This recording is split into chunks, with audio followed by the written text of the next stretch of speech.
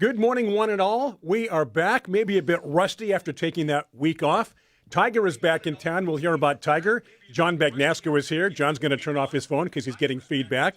See, when you're off for a week or so, you got to shake off the cobwebs, Tiger. Exactly. You got to kind of reevaluate the situation. He's going to go outside in the hallway to turn off his phone. Most of you probably can't hear that, but the audio was circling back and feeding back into John's phone. So while John's outside fixing that, Tiger, welcome back. How was your trip to Michigan, Chicago, Milwaukee, Detroit, Lake Michigan? Did I cover most bases? Covered it all. Madison, you forgot Madison. Yeah. Oh, yeah, Madison. Madtown. Madtown. Yeah. It was great. We had a wonderful trip, family trip. The family and I, had a great little road trip. We flew to Milwaukee, right? And then we drove around, and then we left out of Detroit. But the one thing that was one of the craziest things was just the weather was all over the place. We had tornadoes, we had hail, we had rain, we had lightning, we had wind, we had beautiful sunny days. You had real weather, unlike here in Southern California. Yeah, you had weather. I think we had more rain during this 2-week stint that we witnessed than the annual average rainfall here in San Diego. And you had mentioned, because I've been through this before back east, where you're driving and it's raining so hard the windshield wipers are doing nothing. Nothing. And you can't see. No. You look kind of you'd like to look out the side window, but you're going to get pelted. Yeah, exactly. And it was beautiful though. The one thing I was going to say that I didn't mention earlier before we got on air was the shocking thing is beautiful, lush green areas Everywhere. Because there's so much rain. Yeah. But you can't see because it's flat. Yeah. The trees just go up along the roads. Yeah. But the one thing I was shocked is the trees seemed young. They didn't seem to get like large trunks. They were very narrow and tall kind of a thing. And I'm like, oh, it's just interesting. So when I was there, I asked somebody, I'm like, oh, is this a new forest? Because, if you travel around, they talk about old forest and new forest. Right. New forests look younger than old forest. And they go, no, it's, never burned here or anything like that. I'm like, oh, And what okay. kind of trees were you talking about? Were you able to identify them? So, there was a lot of different varieties of pine, a lot of different varieties of cedars, right, John? Do they have cedars or cypress there? Cedars. Or both. Look at him. He's letting you dangle in the wind. I'm not sure. Because I'm not sure what you're talking about. There's spruce. There's a lot of spruce. Because, they have that grayish, like in California, we have the deodar cedar. Right. And that gives us that grayish, bluish needle. They don't have any cedars in Michigan. Okay, so they're cypress then. Or spruce, you said. Spruce. Spruce, okay. Yeah, I don't think I'm trying to think if they have any cypress. I don't think they do. Okay, so they're spruces. Right. That have a lot of spruces then that have that kind of grayish tinge to the foliage. And then I'm trying to think of the other big tree that I saw that was very common. I can't remember. But, there's a lot of maples back there. You don't see maples in California, Yeah, Southern California anyway. Yeah. Yeah, that was one of the things when we went to Europe that now that you mention about a young forest, when you go to Europe and you look at the size of some of those trees, I mean, they're huge, right? And that's what you kind of expect in an old forest, like a 2,000-year-old tree. Right. Yeah. And that's what I was kind of shocked. Like, I'm like, these are beautiful. They're very large trees, but they didn't seem old in my eyes. I don't know. Maybe it's just because they fall down with snow and wind and rain and everything. And they keep regenerating. Exactly. When I was in Germany last month, it kind of reminded me of Michigan because of the forest. Uh-huh. The difference was that it was hilly or mountainous, so you could see. Did you take a walk in the Black Forest while you were there? No, but we went near the Black Forest. Horst Jankowski. John's like, what are you talking about? Yeah.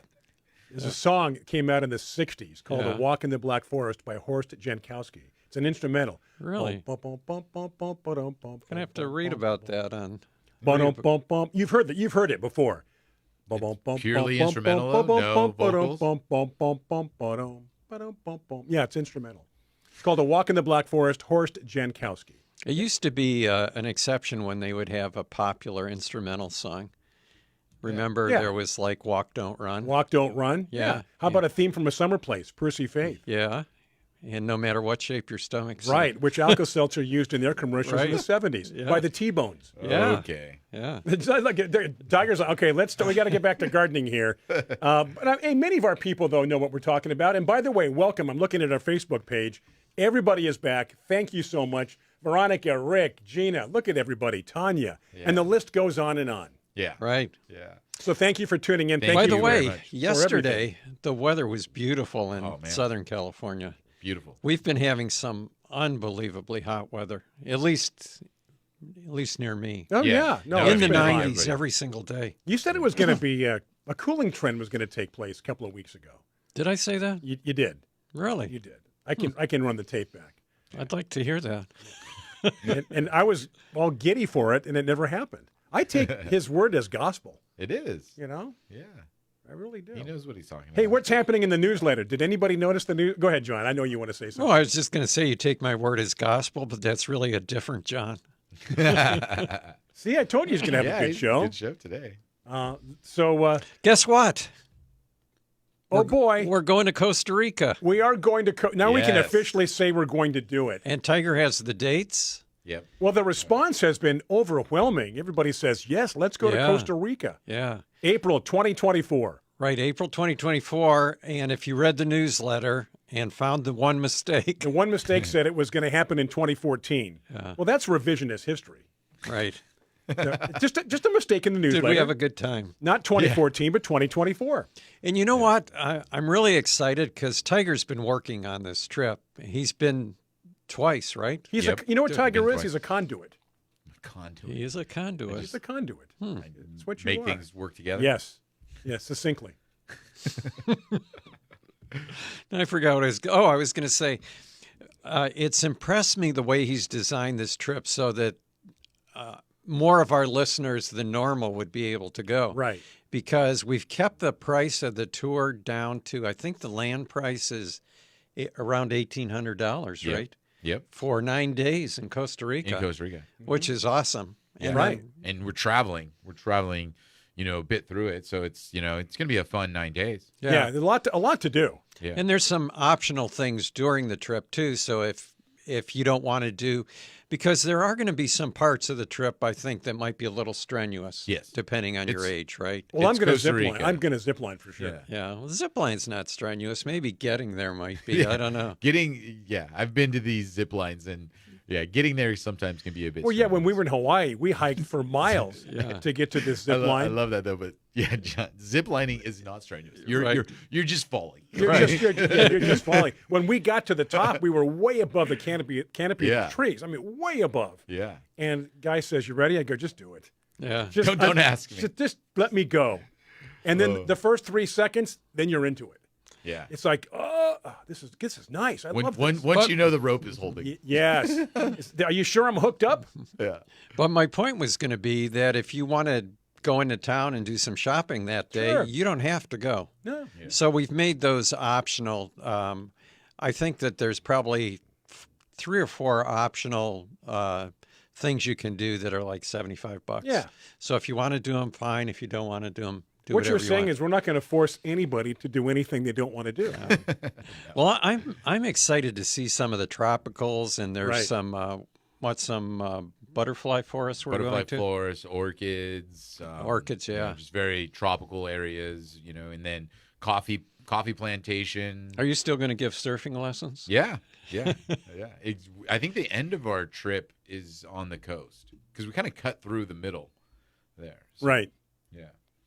But Costa Rica, 2024. Yeah. So how long before we have this information posted? A week or two? A week or two. Yeah. Okay. Yeah. Do you remember the dates, though? Not off the top of my head. Okay, but it is in April, and I think it starts the second week in April or something, right around then. So if you want to start planning, start thinking about it. Think about it. It should be fun. So Yeah. more to come, as they say. Yeah, Hey, and then it'll start in San Jose, Costa Rica, and then I'm pretty sure we would possibly leave out at Liberia, which Okay. is the northern part of Costa Rica. Liberia. Yeah. I thought that was in Africa. No, isn't it? Liberia? But John's right. There is a Liberia There's a country in Africa. in Africa. Am I wrong? I don't know. It'd be out of the weight, it seems to. Yeah, that seems go like to Liberia. Now, if you want to go to Africa for the day, you can do that. Make sure you come back in time for the rest of the tour. We've got a break coming up, and we have yet to hear the quote of the week, which I think we can save till after the break. Yes, Liberia. Liberia. In Costa Rica. So there's another Liberia. How about that? All right. So with that in mind, we're going to take a break, welcoming our friends on Biz Talk Radio. Thank you for tuning in this morning. This break is for you. We're going to come right back. More on Facebook Live, more on Biz Talk Radio. Garden America, Brian Main, John Bagnasco, Tiger Palafox, back after these fantastic messages on Biz Talk Radio.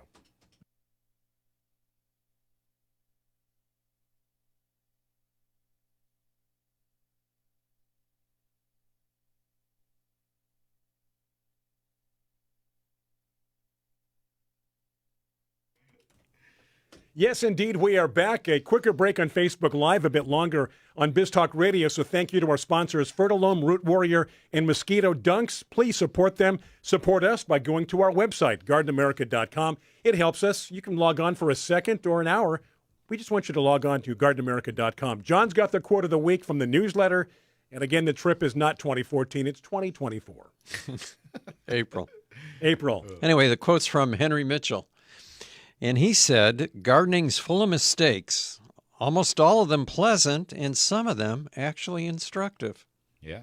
I would tend to say that at least a lot of my mistakes are instructive, if not all of them. Yeah? Yeah. What would be a mistake? Yeah, I would say cutting or trimming something before it's time or it's not even needed. Oh, okay. But I would say a mistake would be telling Tiger, don't put that hydrangea there, put it over here.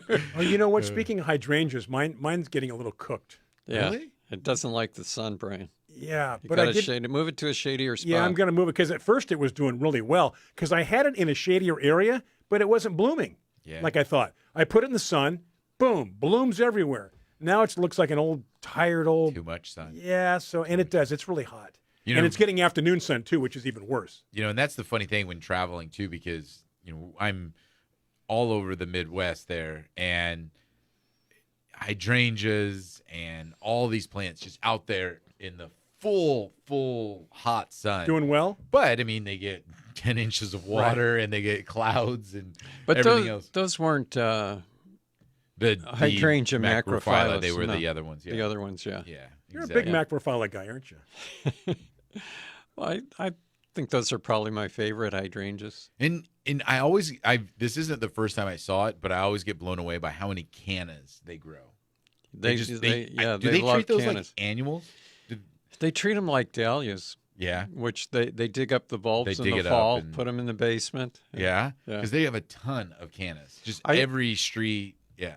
My son Joe moved to Indianapolis, outside Indianapolis, and he planted some dahlias. And so I explained to him, in the winter, you dig them up, put them in the basement, then plant them out in the spring. And so I think subconsciously he always tries to prove me wrong. And so he just left them. He's just that kind of guy, right? Look what I did. You said it couldn't be done. Yeah. So he told me, he sends me a picture of his dahlia, and he goes, yeah, the only ones that didn't grow were the ones that I dug up and put in the basement. He said, these are the ones I left out over winter. Really? Yeah. They actually did grow, huh? And that really surprises me because, first of all, the ground freezes. Yeah. And they turn to mush. And then there's too much water and a lot of clay. But they did fine, I guess. That is crazy to me because, that's very uncommon for that to be able to happen. Hey, our buddy Rick in Idaho says that he's going to... He's going to look into the trip. He said that's on his list of places to go. Yeah. Really? And way to go, Tiger. Been? That's awesome. Way to go, Tiger. I'm surprised how many people I've talked to that know about Costa Rica and have always wanted to go. They just haven't. You just put it on the back burner like someday I might go to Costa Rica. And see, now here's an excuse to do it. Yeah. And I think that's what's happening. Oh, really? Yeah. I'll go. When are you guys going? Yeah. I don't think it's a hard sell at all. No. My brother Dave even sent me a text and said, you know what, we might go with you guys to Costa Rica. Really? Yeah.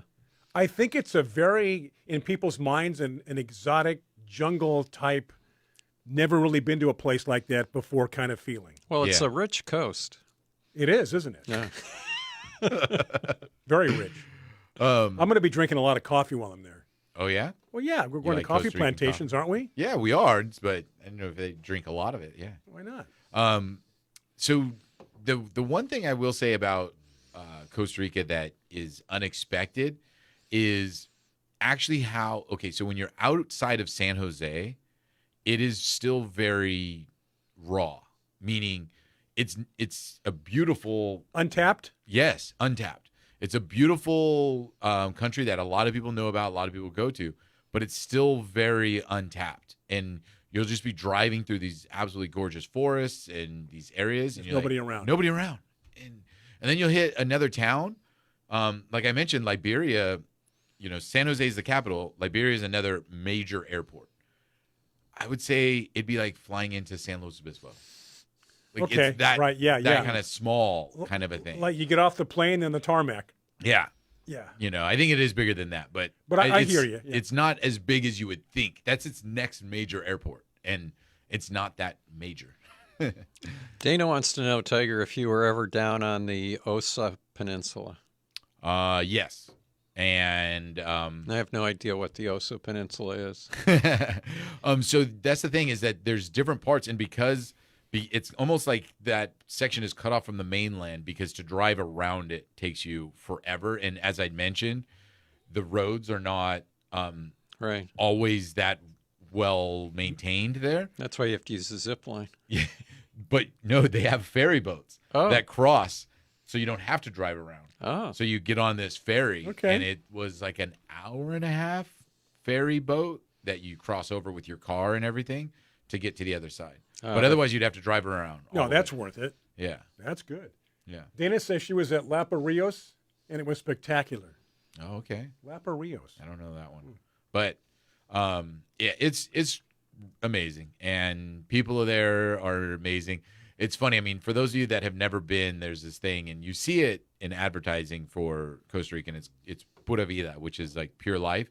And it's the aloha of Costa Rica. So it's funny because you see it, but then everybody does say it as you're walking. And what do they say? Pura Vida, which is pure life. Pura Vida. Pura. Oh, Pura Vida. Yeah. Okay. Exactly. Pura Vida. Yeah. Pura Vida. Got to practice that one. Yeah. But yeah, looking forward to that trip, and more information will follow, the details of the trip. And we're going to be doing this with Colette. Colette Travels. Mm-hmm. So there you go. And again, a reminder, those on Facebook Live, we don't have a guest lined up today. So any questions, comments for this time of the year, what's happening in your garden, successful or otherwise, let us know, and we'll do what we can here to point you in the right direction, John. We used to be a compass. Now we're in America.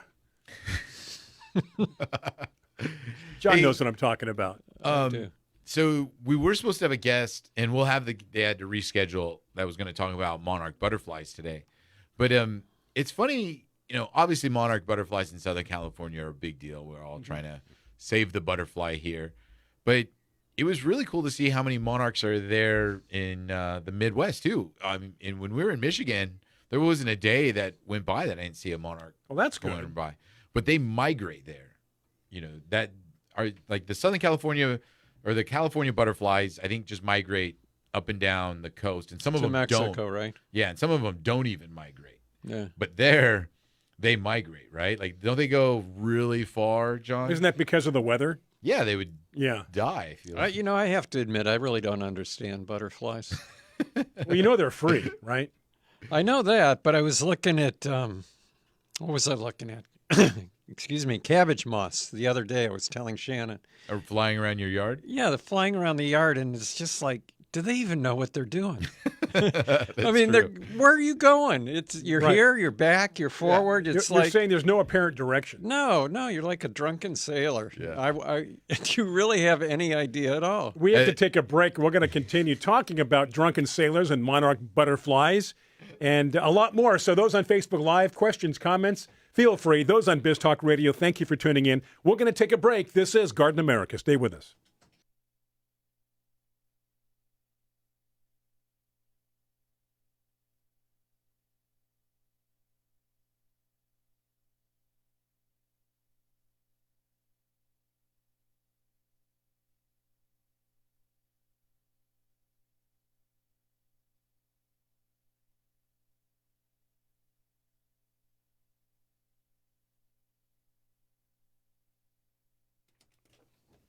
We are back from the break. It is Garden America. Tiger Palafox, Brian Main, John Bagnasco.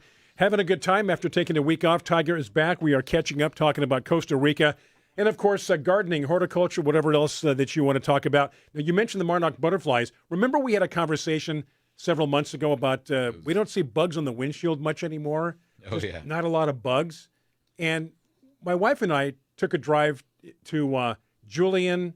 We went to, some of the inland areas, the mountains of San Diego County a couple of 2 or 3 weeks ago. I can assure you there are still bugs. Bugs on the windshield, bugs on the grill, bugs everywhere. And I thought, okay, well, that's kind of cool because used to see more of that. And maybe you saw some. Did you get a lot of bugs on your trip driving or not? Maybe it was too wet, right? Yeah, I think, no. That was the one thing I was very pleasantly surprised about is there weren't a lot of mosquitoes there. Really? This time of the year? Yeah, and bugs, I guess there was a lot of bugs. Well, we get a lot of bugs on the not a lot of mosquitoes. Yeah, it was like the old days when you have to come back and wash your car and wash all the bugs off and, open up the hood and get them from under the grill. So I thought I'd throw that in case you were wondering where all the bugs have gone. Kim from Tucson just commented, talking about drunken sailors. Costa Rica's got some good wine. Yeah. This is shaping up to be a good trip with these people. It's funny that John mentioned the butterfly, though, not having the butterflies don't seem to fly with a purpose, but it's funny because then you see a bee, a hummingbird, and bumblebees. Did you see bumblebees? No, I didn't. No. Because we don't see bumblebees here. Yeah. I used to love bumblebees in Michigan. I guess you're right, yeah. What, do we call them something else? No. Just a regular old bumblebee, huh? Just like bumblebees. Like the tuna? Like bumblebee tuna? Yeah. Exactly. But they fly with a purpose. They go from flower to flower, plant to plant. Yeah, they know what they're doing. Butterflies, they just feel like... Oh, you mean like those June bugs, or what do we call them, John? Yeah, the Japanese beetle. Japanese beetle? No, you're talking about fig beetles. Fig beetles. Okay, well, I think they're even worse than butterflies. They are worse. Because they'll go pop into windows. Into your face. Yeah, and they'll knock into the wall, they'll hit windows. And oh, lightning bugs. Oh, you saw lightning bugs. The kids love the lightning bugs. Hey, the first time I saw a lightning bug, I was enthralled. Yeah. I couldn't believe it. They loved it. Of course. It was awesome. Now, were these LED lightning bugs or were the old incandescent lightning bugs? They don't have the old incandescent ones anymore. All LEDs. They switched. Yeah, lightning bugs are fascinating. Yeah. There's I think we might have been in the newsletter, but there's a big pushback there to save lightning bugs because they're in danger of disappearing because of habitats and things like that. Of course, right? What are we encroaching on this time? Yeah. Hey, do we want to catch up on the all right, well, let's see. John? Veronica in Spring Valley says she has an orchid, Tiger, in a 3.5-inch pot. Mm-hmm. She wants to repot it. What's the maximum size pot that she should use? First of all, it depends on the type of orchid, right? Did she say the type? If it's a phalaenopsis, which is what most of them are right now, Brian always likes to point out that orchids don't even need pots. They just use them as a point of reference, right? Yep. They just want a host. Yeah. Give me a host and I'm fine. Those are epiphytic orchids that normally grow in trees. So if you've got a 3.5-inch pot, I would say you could go to like a 5-inch pot. Nothing. But make sure that you use a fast draining medium. Yeah. Don't use soil. Yeah. Orchid bark. I've seen a lot of them in that like pumice rock now too. Yeah. Yep. Did you see this one, John? The next question: what is the best way to help milkweed survive after it's been completely eaten by the monarch caterpillars? Don't overwater it. Okay. Yeah, that's a big mistake. Is people see them get decimated by monarchs, and then they just start watering because they're like, oh, if I water it, it'll grow more. It's the worst thing. It doesn't need that. They're very drought tolerant. So just let it grow. I mean, you could fertilize it, but I kind of feel the minute that there's growth, you'll get another caterpillar on it, and it'll just keep eating it. This is normal. This is what they do. But you know how hard it is for anybody, even us, to see a plant or something that looks terrible, and you just want to do something to help it make it look better, but it's like, no, just let it go. Yeah, this is what they do. So I think the biggest mistake people make is they overwater it after it's been eaten by caterpillars, And that's a big mistake because then it rots out and dies, and that'll kill it. So don't. Because plants get rid of excess water by transpiration. And if you have no leaves to lose water, you need even less water than you normally would. Yeah. So. Well, I think we've discussed before that more people kill plants by overwatering than no water at all or very little water. Yeah. I've killed more plants by overwatering than doing anything else to them. Especially in the ground. I mean, I've seen plants in the ground go weeks without water and be fine, and then I'll have the same plant in a pot near it, and I'll have to water every 2 or 3 days. Every day, yeah. So in the ground, it's amazing what plants do. So if it's in the ground, that's all you can do. Is sometimes maybe it could get sunburnt or something, but they're really tough. It should be fine. I was thinking of you a couple days ago, Tiger, because I was pulling weeds out on Polyantha Hill. And I had an area that I had neglected, so the weeds were pretty tall, like 5 feet. I pulled them out, and when I pulled them out, I saw this rose in full bloom. That you didn't know was there? That I didn't know was there. It was wild rose or one of yours? No. It was one I had planted, okay. But I didn't have a name tag on it. So I was trying to think, what is that? And it's a weed rose. No. And I couldn't think of it. And I found a little piece of a plastic tag, and just the end of the name was there, and it was IN. I was thinking, what the heck did I plant with IN? Then I thought, if I didn't put a tag, it must have been that I would remember what it was, and then it hit me. It was Peggy Martin. Oh, nice. Oh, really? Yeah. So that's doing really well, and made me think of Tiger, because Tiger has a Peggy Martin you've raved rose. about that rose since you got it. And it's surviving right now. That's where we're building an ADU right now. And it's down there in the middle of construction, no water. Doing great. Yeah. If you do water it occasionally, it does even better. Yeah, would you say that would be even though roses I don't think are that hard to grow, would that be a good beginner rose for somebody, a Peggy Martin? Well, except for the fact that it gets kind of big. Yeah. So you want to have a... Big is good. Well, yeah. If you have a yard. Big is good. Yeah. It would take up half your patio, Brian. That's okay. Yeah. I've moved everything. Everything's out now on the walkway on both sides. I've freed up the patio a little bit with more room, but everything, if you walk up the walkway to the left, to the right, to the left, there's palm trees. You should have a plant sale. Hydrangeas. You should have a plant sale to get new plants. Oh, there you go. But this is like family. I've had these plants for a long time. Whatever. I'm glad you look at it that way, Brian, because it's like family, but you're a adoptive or like foster dad kind of a thing, because okay. Right. He takes in plants from everyone. Right? He's like, out of the trash can too. Somebody was like, somebody left this right by the trash can. I'm just going to take this to my patio, and now it's thriving, and now it's my adopted plant. Yeah, they want homes, plants. Yeah. I almost brought you some palm seedlings today. I thought, I wonder if I should give these to Brian to play with. Palm?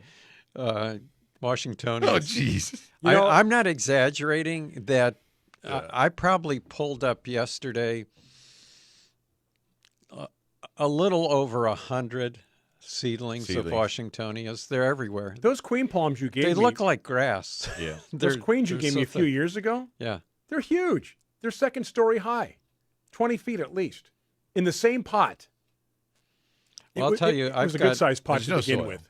They're an epiphyte, right? We're going to get soil in there. Don't worry about it. We're working on that.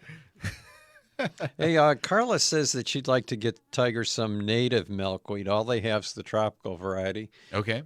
You sell native milkweeds, right? We do.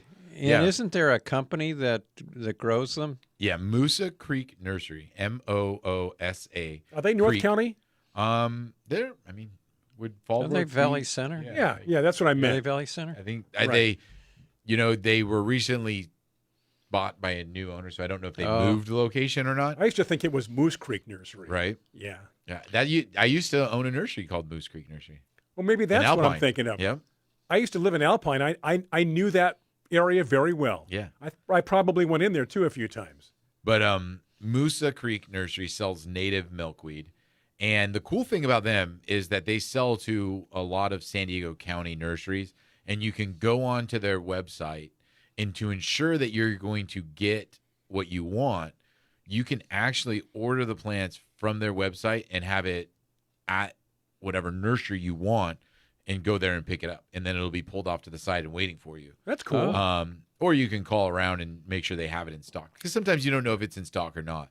But we got to take a break real Creek quick. Nursery. Hold that thought. We're going to take a break to stay on time for our friends on Biz Talk Radio. So on Biz Talk Radio, one more segment coming up. You'll have news coming up top of the hour. But in the meantime, a break for our friends right here on Facebook Live, those on Biz Talk Radio. Welcome to Garden Compass. A lot of people tuned in this morning, a little bit more than we normally see, which is nice. New people, new listeners, new viewers here on Garden America.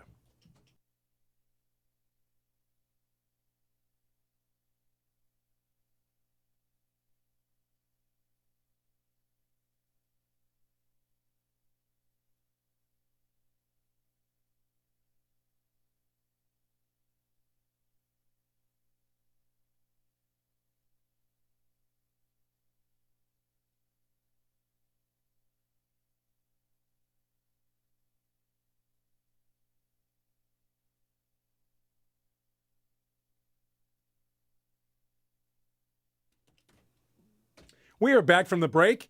Those on Biz Talk Radio, final segment of hour number 1. And again, as I mentioned, news coming up top of the hour. We come back for hour 2, 6 minutes after. We do hope you carry at least 1 or both hours here on Garden America. So we have, let's see, somebody wanting to know, is it spelled Musa? Yeah, John wants to know, and it is Moosa. Yeah, Musa. Musa Creek Nursery. They have a good website, a lot of good information on it. I'll post the link right now.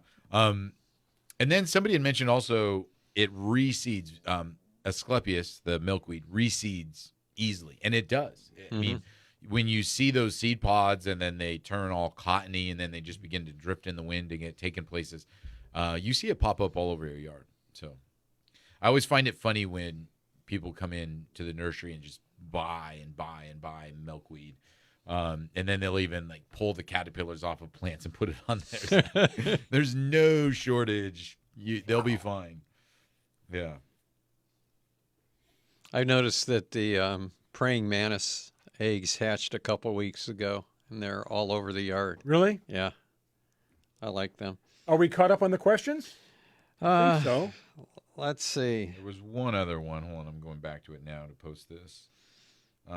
Keith has one, and I think it's not a complete thought. I think he's going to continue the thought. A long time ago, Tiger installed and Keith, what did Tiger install? Keith in Point Loma? Right. What did I install there? No, He goes, oops, wrong key. He's continuing his comment. Yeah, what did you install, Tiger? Do you recall? We got Lenore. We put covers over our tomato plants to protect them from being all eaten by kinds of creatures. Tomatoes, yeah. Now's the time when you got worms, you got birds, you got critters. Are hornworms out now? Before I left, I did a thorough inspection of my tomato plants, and I found a few, but they were real small. Mm-hmm. I've yet to inspect my plants since I've gotten back, but I imagine they're going to be very large ones now. Yeah, because when they're really small, it takes a whole 2 days before they're giant. Exactly. And all the leaves are gone on your tomato plant. I hate it when you're out there working and you don't notice them, and then you glance and you see it, and you kind of like, man, that's big. Yeah. They startle you. They do. Yeah. It's like, they're so alien looking. Remember the tip on how to find them? Yeah, the fluorescent lights. They're don't they black lights. Black lights. You can get a black light flashlight, and you go out at night, and they'll glow in the dark. That's awesome. So you can just pick them off. Boy, they're full of protein too. That's one. That's one big meaty worm. Yeah, it is. Yeah. Birds and chickens love those things. Oh, the chickens must go crazy. Big juicy, worm like that. Yeah. Oh, yeah, it's like biting into a big hamburger. Yeah, I bet. Right for them. I wonder if they taste, because they do get excited. Chickens. They get excited when they see certain things. Oh, yeah. So I wonder if they taste different or they just know they're better. I wonder. They're probably really good. Because I thought about this. I'm like, animals can't have that great of taste buds because they eat dirt and things as they're kind of going along. What about vultures? That's nasty. Yeah. Right? Oh, it's so bad. No, I think animals, especially domesticated animals, tend to like certain things and will get excited about certain foods. I think that's true. I think what you're saying is, as much as they like the good stuff, they'll eat the garbage now and then too. They will. They just know they need to do that Right. to survive. Right. And vultures keep everything clean. We need vultures. They keep the environment clean. They eat roadkill. Well, so do crows. But I mean, that's a natural selection of keeping the place clean. Yeah. I like John's. We got another hour and a half to go, John. I like John's. John, yeah, you know what that means. Yeah, don't you? exactly. I do that to Dana. She goes, "Stop it." I go, "Hey, so did we?" You know what this hot weather has done is all the tropicals that were sulking Oh, they are love it. finally starting to grow. Everything I'm looks just starting to get a couple leaves coming out of my plumeria. Oh, really? Yeah. I've got some blooms happening. Yeah, Really? I had two Wow. blooms, hibiscus blooms, the other day Did you? because we talked about do I just get one Right. or Yeah. two of them? And you're right. That heat, you could see nothing and come back 2 hours later and wow, in that short of time it's bloomed because of the heat. Yeah, as long as the plants get water. The I was roses. Well, you have to have soil too, John. yeah. I was surprised how much cold damage I had on pretty large plumeria. Oh, yeah. Cold? Yeah, I mean they just froze, turned to mush. Wow, that's sad. I know. I was And- thinking the same thing. And it wasn't that cold, No, which is the bummer about it. right. Yeah. Well, they're very tender, aren't they? They're very fleshy, full of water. Yeah. So cold doesn't do well with that kind of stuff. Well, I had we went to Jungle Jack's and bought a bunch of plumeria last year, and If you told your kid who's 8 years old we're going to Jungle Jack's, they'd be excited, even if they've never been there. I think they'd be excited to go to this. I Jungle think I'd Jack's like also. it, John. Go ahead. Let's go to Jungle Jack's. So I had some 1 gallon and 6-inch pots. I had a Lord Byron in a little 6-inch pot, and they were all. I have a table where I have some small plants on, and they were over by that table. No damage on any of those. They all look fine. But just to the right of them, on the side of the hill, I had plumeria that were about 5 feet tall, 6 feet tall. Last year were in full bloom, and I think I probably had 2 or 3 of those completely die. Just Really? froze, Weird. which surprises me. That is. I get surprised by the plumerias with the, like you're saying, the leafing and the flowering. I'll have ones that haven't leafed out yet. I'll have ones that are mid-leaf, and then I've got ones that have leafed out and are already flowering. Just very different on how they all grow. Right, Different right. things. I'm worried because And they're late blooms this year, too. Yeah, because of the cool weather. Right. I'm real worried because one of the areas that I'm having work done in, I have a series of plumerias planted in the ground. So I'm not worried that they're going to die, but they're just not doing well this year because they're not getting the water that they would normally get. And so I'm kind of having to supplement that, and it's kind of a tough spot for me to get to on a regular basis. But I think that they'll be like John's plumerias when he was building his home, and this one, well, it's alive. It never's It's been bloomed. a couple years since it's leafed out. It's never bloomed. It hasn't leafed out. Yeah. And then the minute he started watering it and fertilizing it, just took off. It wasn't the bloom. It was just it didn't even have a leaf for 2 years. So we're going to take a break.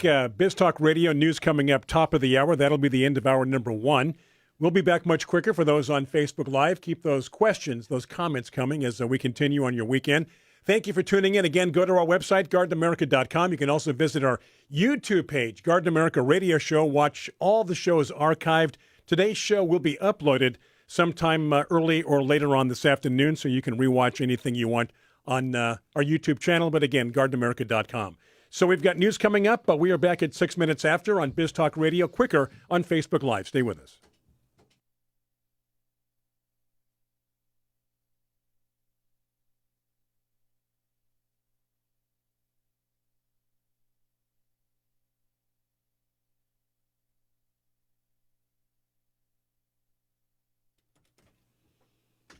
Welcome back to Garden America. If you're just joining us, thank you very much. This is hour 2 on Biz Talk Radio. For the rest of you who come and go on Facebook Live, we do appreciate it because we see you coming and going. We know who you are.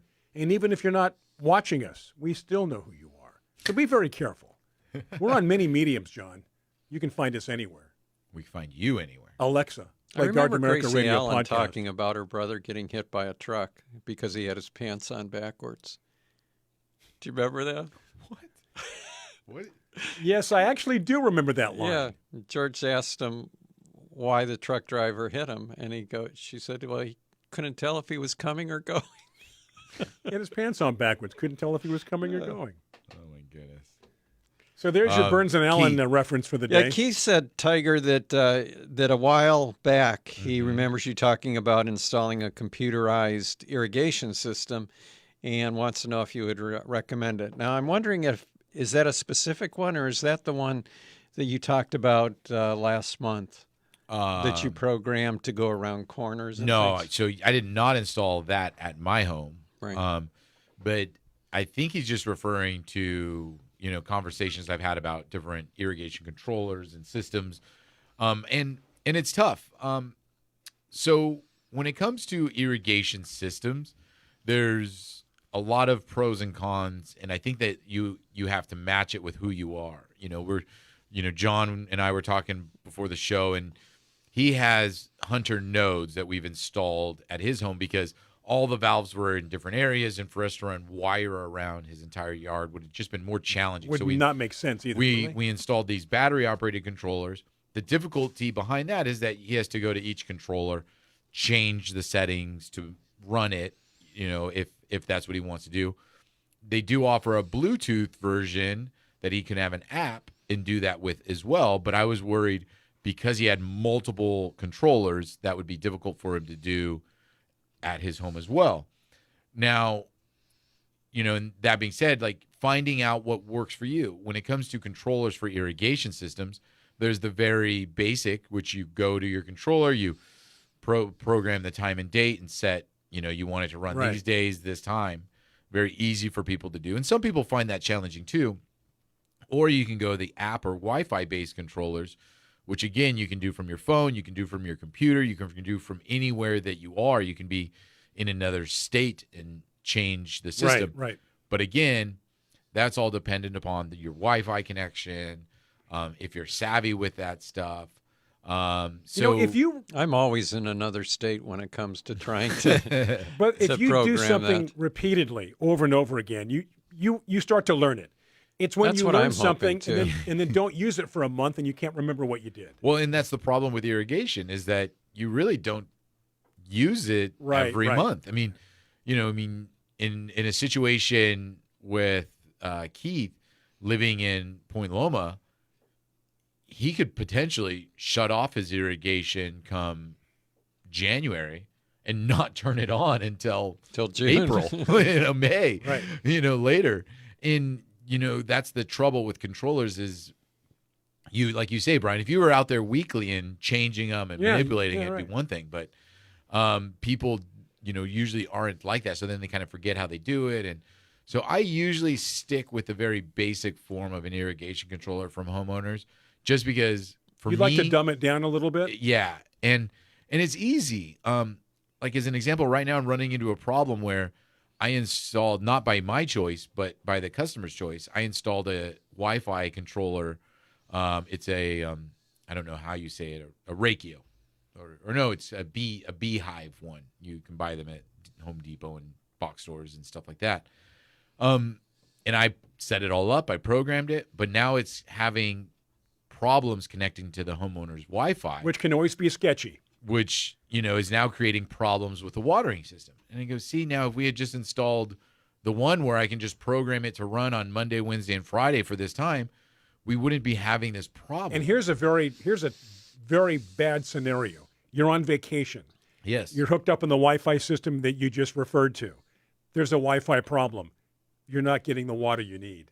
Well, right? You are right. If something goes wrong. Because it always has a default. So you program in a default, meaning like what you just said happens. You're out on vacation, power shuts off, whatever happens, and it just stops connecting, right? It has a default program that you run, you put it through. But, I mean, like we just talked about, you might run a default program that's perfect for the spring. And your vacation is midsummer. that, like you're saying, might not be enough water in that time of year. Or if that default program is for the summer and it's now that problem happens in the winter and now your yard's getting flooded. How sophisticated do these systems get these days? In other words, enough to where it would be nice if they would only come on in water because they sense that your plants or the soil needs moisture. If there was any way for that to be detected. So they do have that as well. So they have other programs like that. So they have programs that connect to the local weather. So they know the local weather, and they know if it's rain, they know how hot it is, the humidity, evaporation, all that. And the program, you set it in as a baseline, and then it either goes up or down based on the weather. Right. So they do have those clocks. And then they also have clocks that do have soil probes that you put into the soil around. Like a moisture probe type of thing? Okay. More like a tensiometer, Brian. Yeah, right. Okay. Yeah, we love that. John and I are big fans of tensiometers. The problem with that, though, is that, I mean, we all worked in our yard. I can dig a hole in one spot, and I can dig a hole 3 feet away, and I can be completely digging in different soil. So if you put that probe here, and you have a system that's watering a yard over 500 square feet, you know, where you put that probe could be completely different than where you want that water to go. I'm very sensitive to where probes go. How about you, John? You know, I'm not a probe guy necessarily. When it comes to irrigation, I don't get it. I really don't. But I think the only thing I get is if I put the dram water one on the end of my hose and then go to each pot. Yeah. Anyway, Tiger's going to help me with nothing's going to replace an actual person watering. We've got a question. Yeah, from Darlene in Oroville. Exactly. Okay, Darlene says that her tomatoes are producing abundantly, but almost all of them have blossom end rot. Oh, bummer. Okay, you can take care of that very easily because blossom end rot is a lack of calcium. So they have some liquid ones that you can spray on to liquid calcium, right? Yeah. To what do they call it? Blossom set spray. Blossom set? No. Set spray. No. Yeah. Well, that's one of them. It's one of them. No, blossom end rot spray. Blossom set. It's the same. It's both of them are calcium. They are? Yeah. Really? Uh-huh. So I learn something new every day. Yield, but Fertilome has a product called Yield Booster. Right. And it's a blossom set spray / blossom end rot preventer. Really? Fertilome Yield Booster. Yeah. High yield, isn't it? You might. High Yield is the name of the company. Right. You might think when you plant your tomatoes next year is throw a handful of gypsum in the soil because gypsum is calcium sulfate and it'll provide the calcium that you need during the season. But right now, if you use the item Tiger's talking about, that will take care of the calcium deficiency as quickly as possible. Then she also was saying that they've had a lot of heat and the plants are on a dripper. And she wants to know if she should turn the water off completely. Well, you know, it depends how much water they're getting, but as long as they're not wilting, they don't need to be watered. So what you might do is turn the system off completely and then see how long it takes before they begin to wilt. If it's 2 or 3 days, then you know, hey, I need to turn it on every 2 or 3 days. Or if they are wilting the next day, you know, you need to leave it on. She's from Oroville? Yes. I have a question for her. Have you ever been to Clear Lake? Clear Lake's up there. Have you ever been to, do you know where Clear Lake is? Is that where the dam is? I don't know. I know Oroville has a lake. Well, they have a dam. I don't know if Clear Lake has a dam. But ever since we've been traveling through Michigan, I'm really interested in lakes now. You're into lakes now, aren't you? And yeah, and like, were you able to drive more than 10 minutes in Michigan without going by a lake? No, they're everywhere. But I'm like, I feel like I want to buy a lake house, and Tahoe's way too expensive, and so is Big Bear. But I was like, Clear Lake might be less expensive. My sister has a lake house on Horsehead Lake. Where's that? It's probably mid-Michigan. Oh, okay. Lower mid-Michigan. See, and I'm like, that would be a cool place to have a lake house too. We're going to take a go break. there in the summer. Yeah. We have to break for our friends on Biz Talk Radio. But we're going to come back with more stimulating conversation after these messages. This is Garden America. Do stay with us.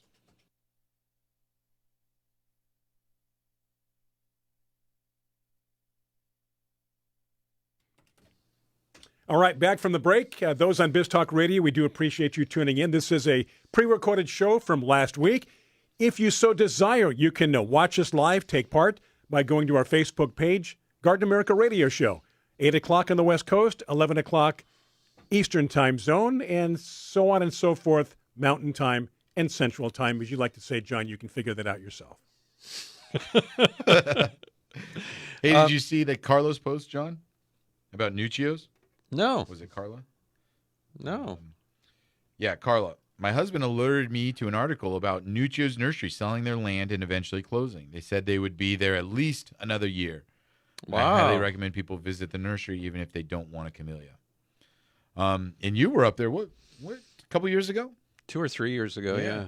Picked up your little selection of camellias. You know what? I need a few more, too. Yeah. They're the world's probably most unique azalea and camellia nursery. And if they're out of business, that's going to be a huge loss. Wow. I think we're caught up for the most part on Facebook. We are. Okay. I was going to mention that either next week or the week after, I'm going to send some budwood for roses to Germany, to Zangerhausen. They lost about a dozen roses, and they asked me for budwood. Look at you supporting the Germans. Which I'm able to supply them. But there's a couple varieties that my roses don't look really good, and I don't know if I can get them budwood. So I emailed Tom Caruth, who's the curator at the Huntington Library for their rose garden, and asked him if he had budwood of these 2 roses. And he mentioned that one was okay, but the other one, he said, is still struggling because of the winter. And they had that long, cold winter with all the rain and stuff, and it affected their roses. That's how bad it was. Wow. They got a lot of weather up there, right? Up the Huntington? Is that what you're saying, right? Yeah. Like, they got rain and they had windstorms and things like that. Well, they had that one storm, was it 2 or 3 years ago, that blew over all the trees? Yeah. I follow them on social media to see what's going on there. I love their location. Good idea putting that link, Tiger. Yeah. And again, I think our sponsors, of course, appreciate that as well. Perhaps now and then we can put links to Mosquito Dunks and Root Warrior, too. Just as a reminder for people, we've had them on the air, and they are good sponsors. Have and maybe you that might be a good Root idea. Warrior? I used them in my pots. The pots, yeah. Did you? Yeah. I gave you some, Yeah, right? I got Right. one, yeah. Seems to do all right. Because Tanya sent me a note and said, I wasn't here. Where was I? Was I in Germany? Probably. Yes, you were in Germany. She offered to send me some, and I have to reply to her and say yes. Well, you should. I want to try them. Yeah, it's. I'm not going to say it's a new way to garden, but it's kind of fun. Kind of learn something. Well, she said it's she's not aeration. sure how they work with roses. That's why I wanted to kind of experiment with it. So the way that I see it, it's a foolproof way to make sure you have drainage. Right.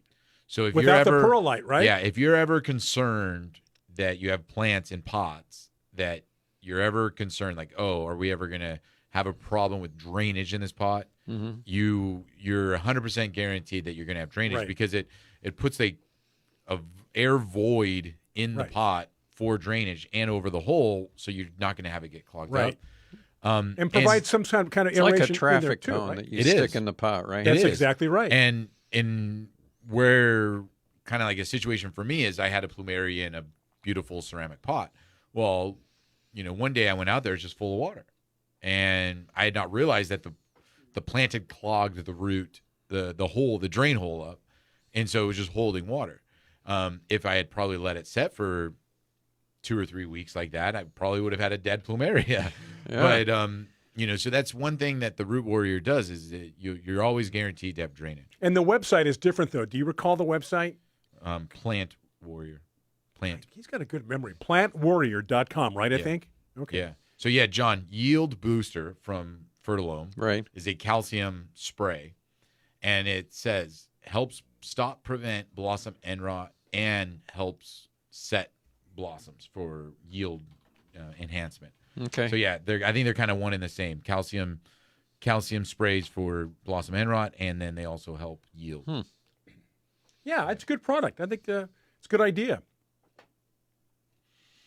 Paula wants to know a little bit about coir. Oh. We talked about that a few weeks ago. Coconut coir. Months ago now. Probably, yeah. Yeah. It's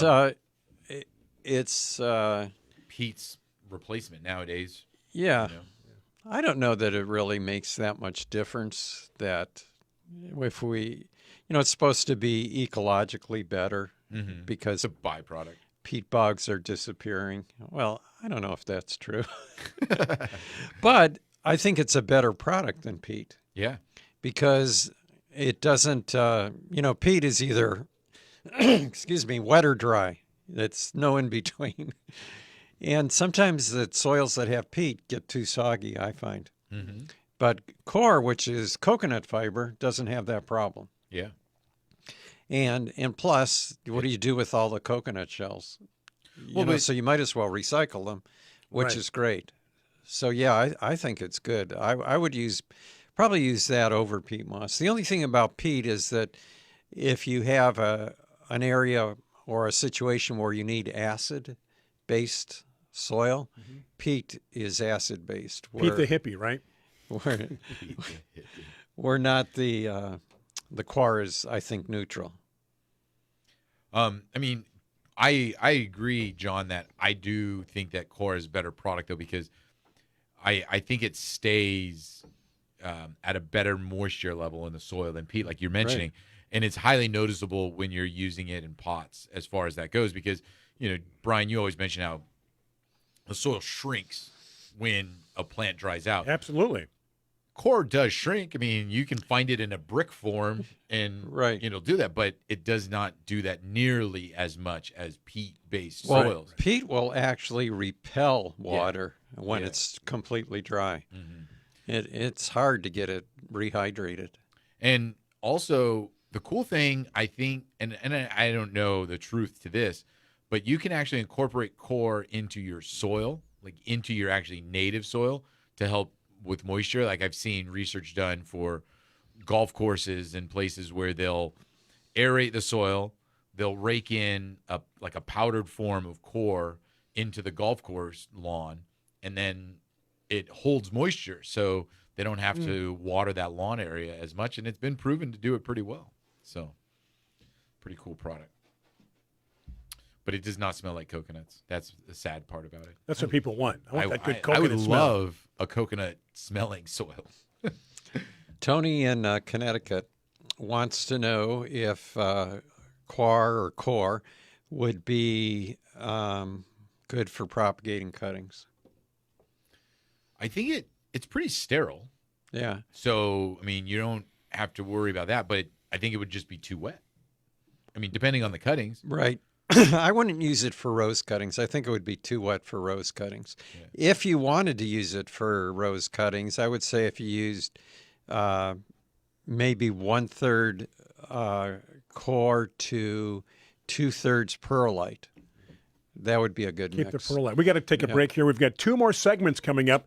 Those on Facebook Live, go ahead, Tiger. When we come back, I have something to add to that. Okay, very good. So keep that thought. And again, those on Facebook Live, keep the questions, the comments coming. Break for our friends on Biz Talk Radio. This is Garden America. Thank you for tuning in.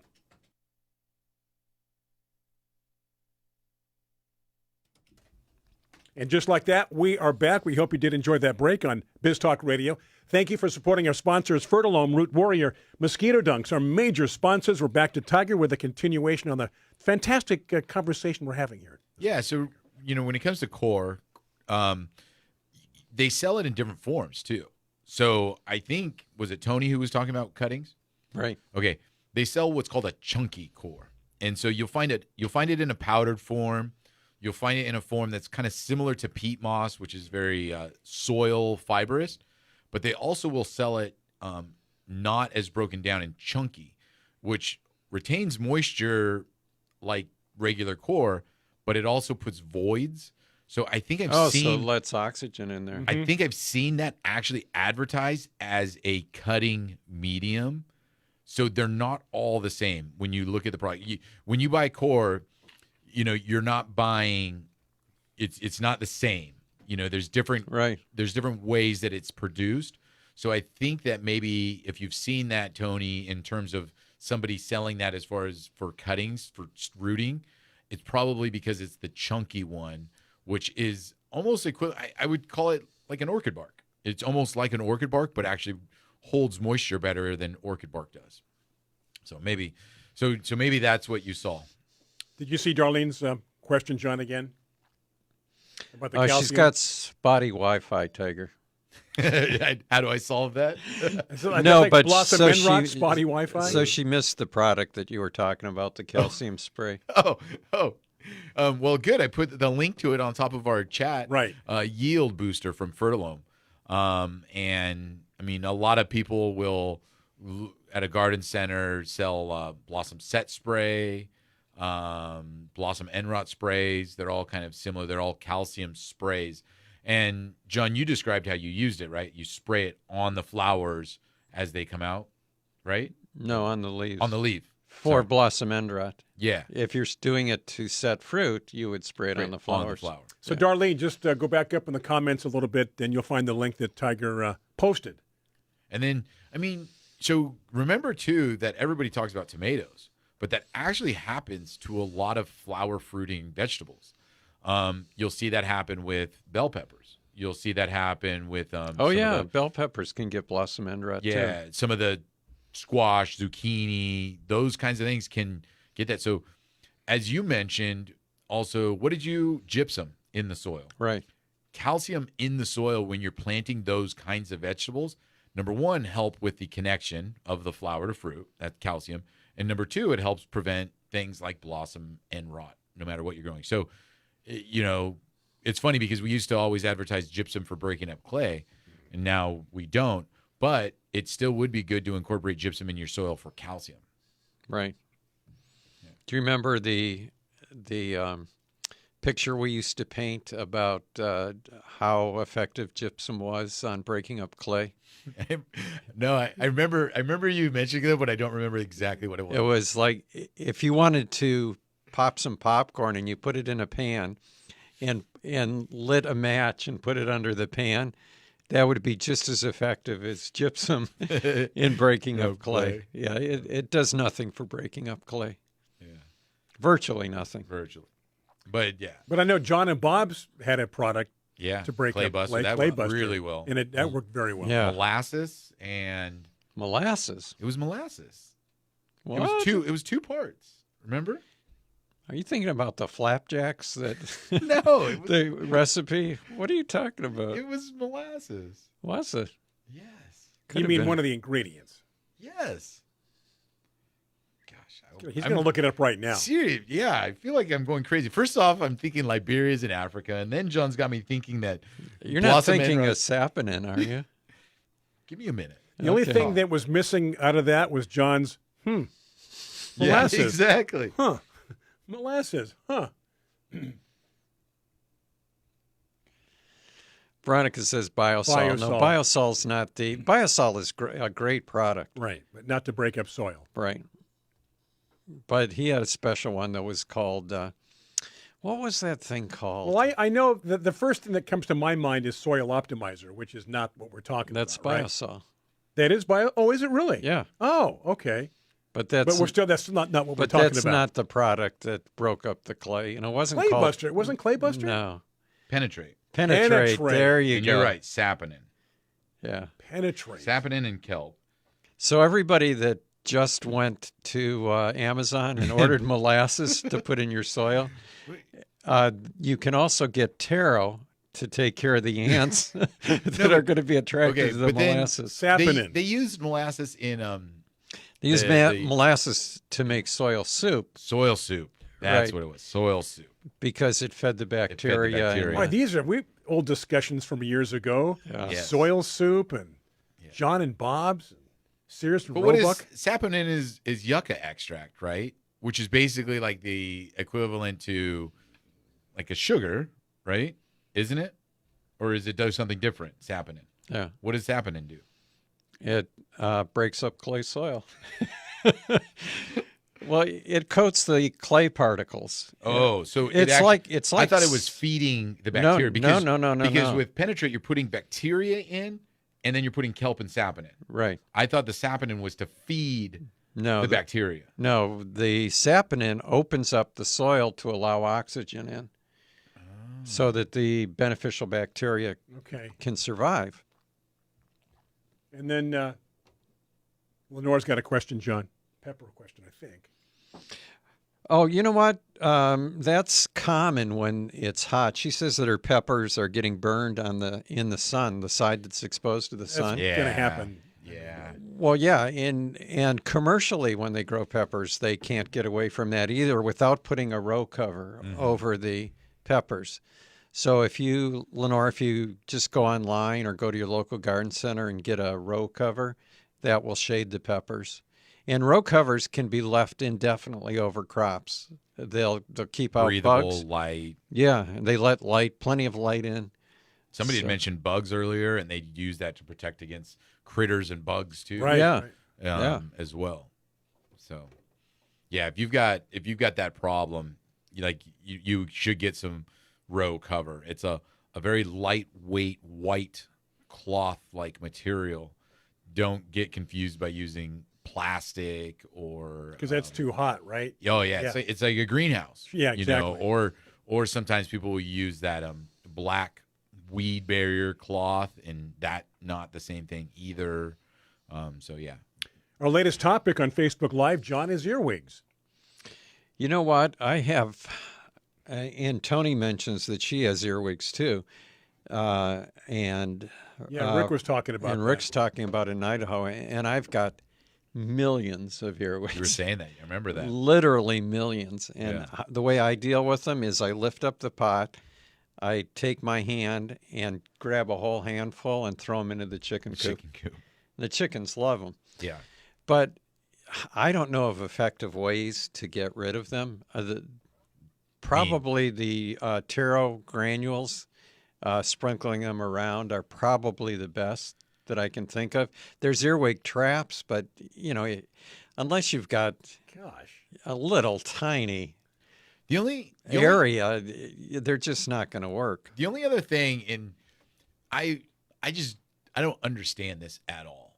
I know people have explained it to me before, but people say diatomaceous earth, and the way they say it is it's these crushed up,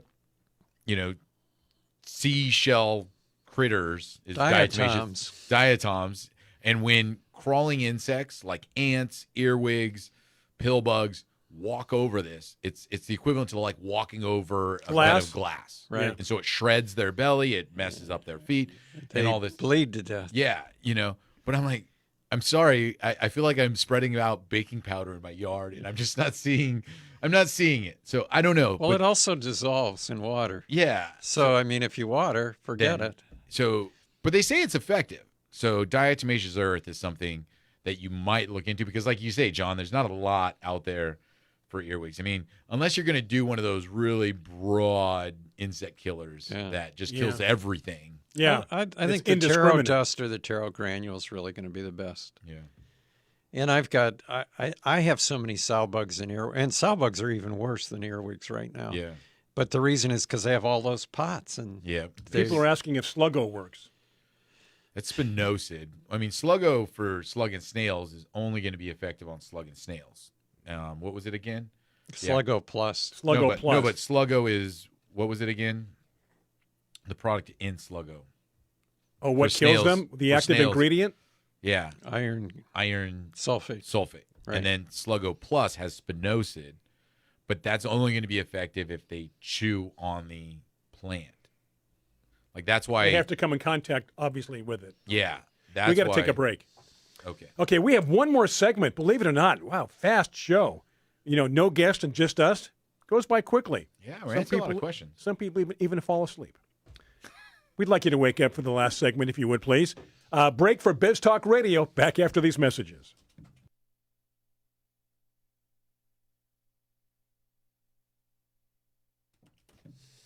And just like that, down to a precious few minutes. Final segment on this weekend or whenever you're listening after the fact. John, as you know, many ways to listen to our show. You know what I'm going to do when I go home? You're going to go. You don't know because I haven't told you yet. Oh. Water. Well, I probably will do that. Check for sure. earwigs. I'm going to go to Shriner's website, Shriner.com, I think, like or the- Shriners.com. Like the organization that wears the little Like hat? Drink Up Shriner? No. This is SCHREINER. Okay. Shriners. They're the famous bearded iris growers. Ooh. But they also have an unbelievable collection of daylilies, and they're on sale. 4 days only. Today, I think it's the third day of the sale. Mm-hmm. But it's 10% off, and it makes a difference. Now, some of their daylilies are up to like $130 a piece, but you don't have to buy those expensive ones. On daylilies, the very first year they come out, they're extremely expensive.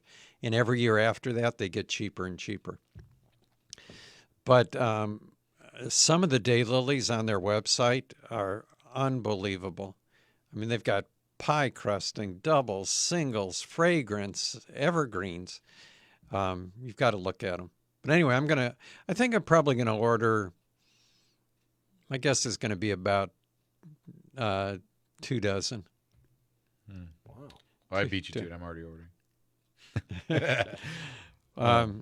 So I don't know if you can put a link there. It's I did. Shriners.com. Done.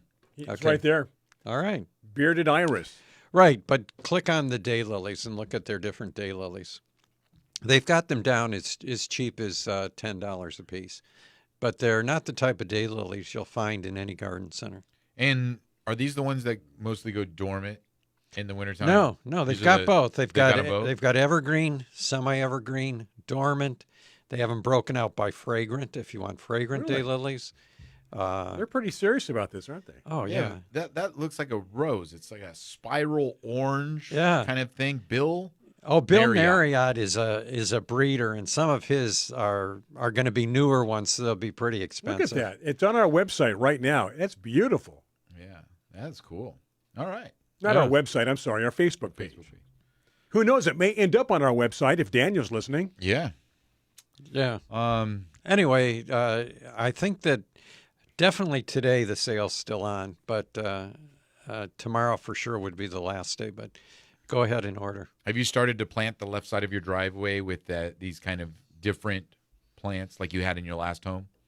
Not yet. Not yet. No, but the left side. The left side, because we planted the As trees. you're going into the house where the trees are? Yes.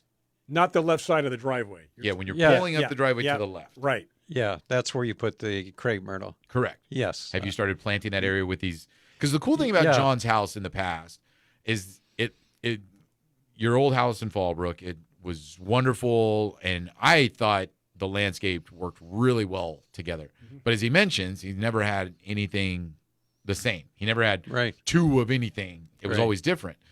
But it was always very neat, unique perennials that he would put in there. And they worked well together, but they were all different. And I Right. said, this is where you should do that in this area. I might have had 20 daylilies, but they would be 20 different varieties. Exactly. Right. Exactly. Yeah.